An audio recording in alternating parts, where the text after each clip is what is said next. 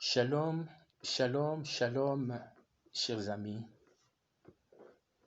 Bienvenue sur votre chaîne L'Aigle Maouija pour écouter la parole du royaume de Dieu.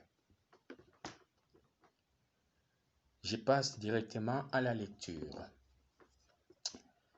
Luc, chapitre 18, versets 1 à 8. Jésus leur adressa une parabole à ses disciples, à ses apôtres, pour montrer qu'il faut toujours prier et ne point se relâcher. Il dit, il y avait dans une ville un juge qui ne craignait point Dieu et qui n'avait d'égard pour personne. Il y avait aussi dans cette ville une veuve qui venait lui dire, fais-moi justice de ma partie adverse. Pendant longtemps, il refusa. Mais ensuite, il dit en lui-même, quoique je ne craigne point Dieu et que je n'aie d'égard pour personne, néanmoins, parce que cette veuve m'importune, je lui ferai justice, afin qu'elle ne vienne pas sans cesse me casser la tête. Le Seigneur ajouta, entendez ce que dit le juge inique. Et Dieu ne fera-t-il pas justice à ses élus qui crient à lui jour et nuit? Et tardera-t-il à leur égard? Je vous l'ai dit, il leur fera promptement justice. Mais quand le Fils de l'homme viendra, trouvera-t-il la foi sur la terre? Mais quand le Fils de l'homme viendra, trouvera-t-il la foi sur la terre? Question. Luc chapitre 7, verset 18 et 23. Jean fut informé de toutes ces choses par ses disciples, donc de toutes les œuvres que Jésus accomplissait. Il en appela 2 et les envoya vers Jésus pour lui dire, es-tu celui qui doit venir ou devons-nous en attendre un autre? Arrivés auprès de Jésus, ils dirent, Jean-Baptiste nous a envoyés vers toi pour dire, es-tu celui qui doit venir ou devons-nous en attendre un autre? À l'heure même, Jésus guérit plusieurs personnes de maladies, d'infirmités et d'esprits malins. Il rendit la vue à plusieurs aveugles et il leur répondit, allez rapporter à Jean ce que vous avez vu et entendu. Les aveugles voient, les boiteux marchent, les lépreux sont purifiés, les sourds entendent, les morts ressuscitent. La bonne nouvelle est annoncée aux pauvres. Heureux celui pour qui je ne serai pas une occasion de chute. Vous avez là toutes les œuvres accomplies par Jésus. Chers amis, comme disent les Écritures, vous venez d'écouter les œuvres de Jésus. Vous les avez écoutées seulement et vous avez cru. Vous ne les avez pas vues et entendues comme les 2 disciples de Jean qui avait été envoyé par lui auprès de Jésus. Heureux êtes-vous, vous qui avez cru sans avoir vu et entendu, car vous allez voir et entendre les œuvres de Jésus, le Fils de l'homme s'accomplissant parmi les humains sur cette terre des vivants. Jésus attire votre attention. Il fait ses œuvres par la parole et avec la parole. C'est tout. Mais si quelqu'un vient auprès de vous, imitant les œuvres de Jésus, avec les soi-disant le parler en langue, avec des cérémonies, avec des pratiques, des gestes impressionnants. Or, la parole de Dieu, ne le recevez pas. Ces œuvres sont démoniaques. Elles sont les œuvres de Lucifer.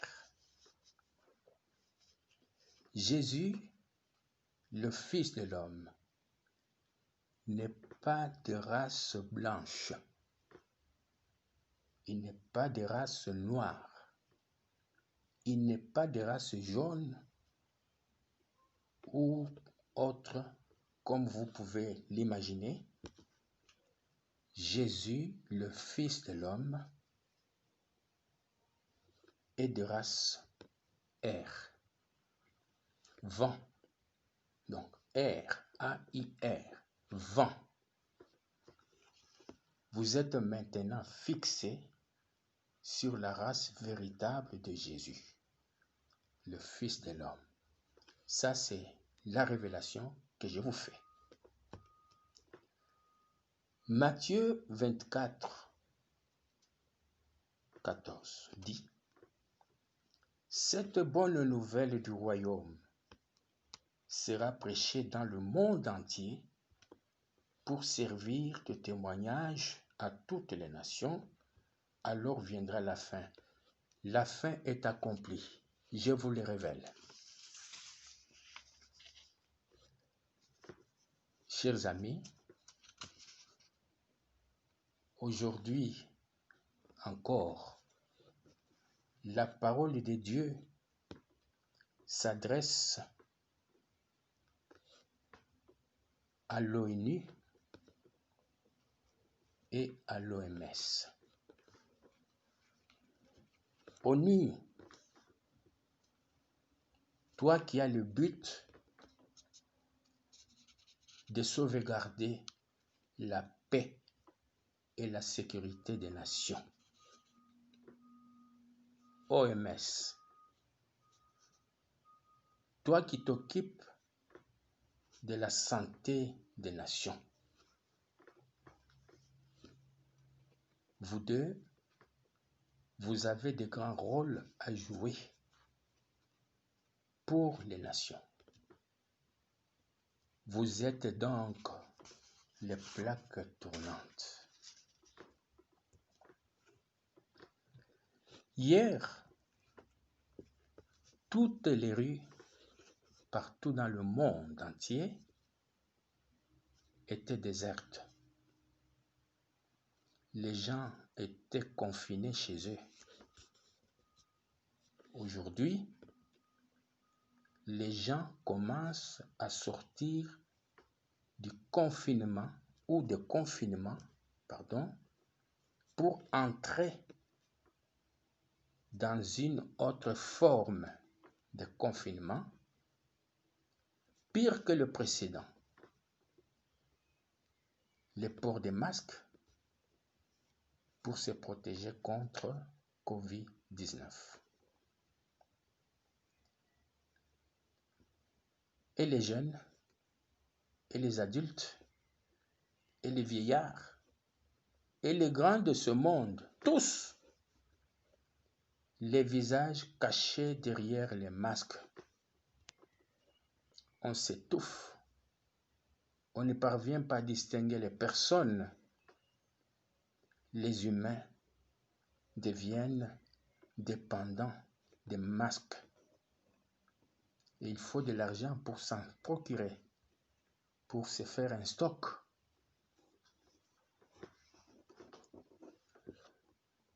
Aujourd'hui, beaucoup de malades souffrent des maladies et des infirmités qu'aucun médecin du monde ne peut et ne guérira jamais. C'est à toi, ONU et OMS, à vous deux, que cette parole est adressée. Aujourd'hui, beaucoup de malades sont en attente de dons d'organes humains qu'aucune industrie du monde ne peut produire. Comme si c'était des machines en panne en attente de pièces de rechange pour se remettre en route. Aujourd'hui, les gens sont pauvres. Les soins de santé coûtent très cher. Ils ne savent pas se faire soigner. Ils sont abandonnés à eux-mêmes. C'est du chacun pour soi. ONU et OMS, qu'est-ce que vous faites? Aujourd'hui, les gens meurent sans être âgés et rassasiés de jours.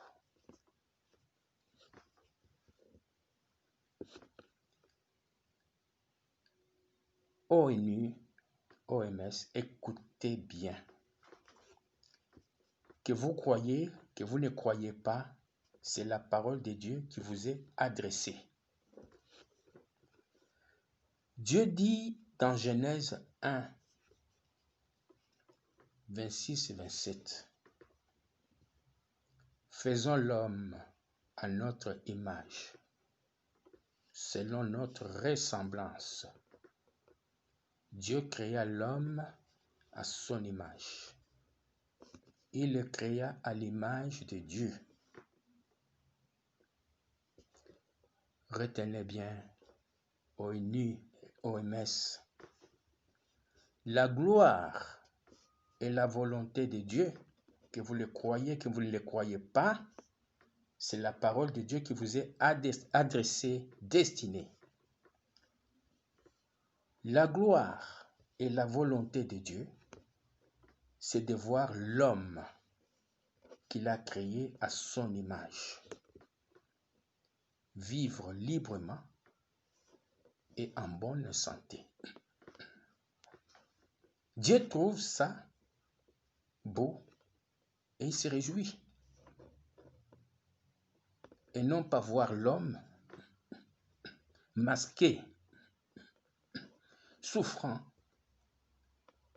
prisonnier d'une maladie ou de quelqu'un d'autre. Comme si Jésus est impuissant de guérir toute maladie, toute infirmité et de donner la liberté à tout être vivant.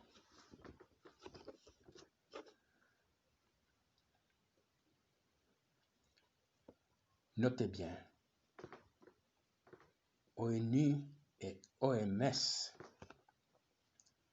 l'Organisation des Nations Unies et l'Organisation mondiale de la santé. L'humain que Dieu a fait à sa ressemblance a besoin et a droit d'être en bonne santé, de vivre heureux et de jouir des fruits du travail de ses mains.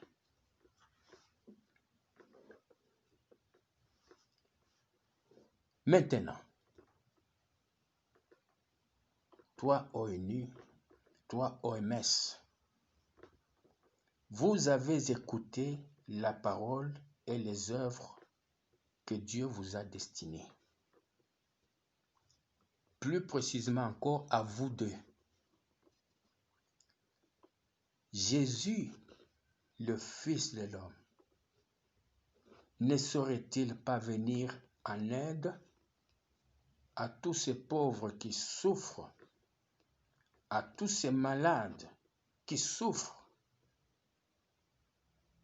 comme il en avait fait il y a 2000 ans?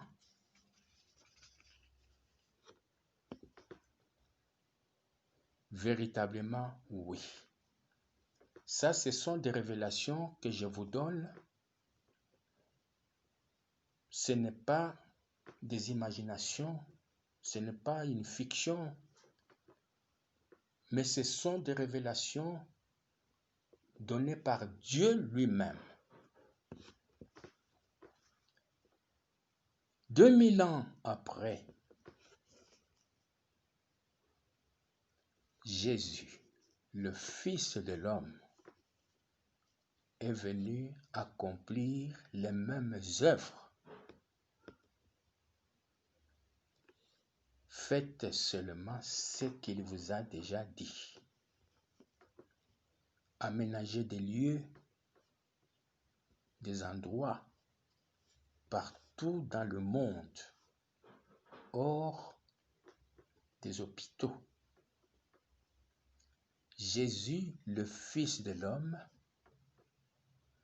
recevra et guérira toutes les personnes de leur maladie, sans exception de race ni de langue. Aucun humain ne se plaindra des maladies, car la parole de Dieu est parmi les hommes et parmi les humains pour les guérir de toutes leurs maladies gratuitement. Vous n'avez pas à dépenser de votre poche aucun centime. C'est gratuit. Tous ces malades qui souffrent, abandonnés à eux-mêmes, les soins qui coûtent cher. Vous construisez les hôpitaux, aménagez aussi les endroits où Jésus recevra tous ces malades qui ne savent pas se faire soigner et qui sont abandonnés à eux-mêmes, qui sont pauvres. C'est simple. Ça ne vous coûte absolument rien. Et c'est gratuit. Aujourd'hui, vous entendez sa voix. N'endurcissez pas vos cœurs. Soyez humbles.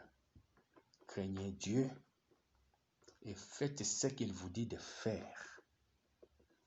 Ces paroles que vous entendez sont certaines et véritables. Dieu aime son humanité qu'il a créée. Et il prend soin d'elle. Personne ne peut l'arrêter. Paix à vous. Je voulais annoncer.